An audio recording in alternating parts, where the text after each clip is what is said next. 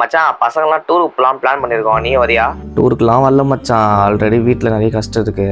College fees, tuition fees, lab ஃபீஸுன்னு எங்கள் அப்பா எனக்கு ரொம்ப பண்ணிட்டாரு மச்சான். இனிமேல் என் ஃபேமிலியே என்னை நம்பி தான் மச்சான் இருக்கு. இனிமேல் என் ஃபேமிலியை நான் தான் மச்சான் பார்த்துக்கணும். கோச்சிக்காதீங்கடா, நீங்கள் போயிட்டு வந்துடுங்கடா. நான் நெக்ஸ்ட் டைம் வரேன்டா.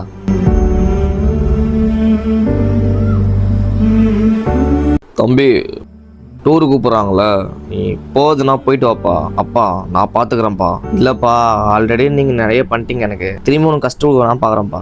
அதெல்லாம் ஒன்றும் இல்லைப்பா, போயிட்டு வாப்பா. அப்பாவுக்கு என்னப்பா கஷ்டம், நீ போயிட்டு வா தங்கம். அப்படியாப்பா? அப்பா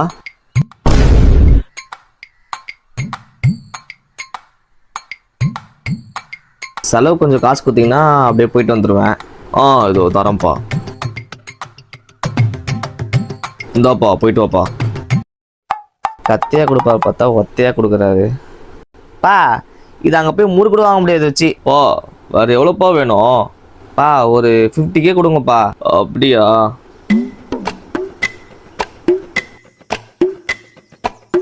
பா, 50Kனா 50,000 ரூபாய்.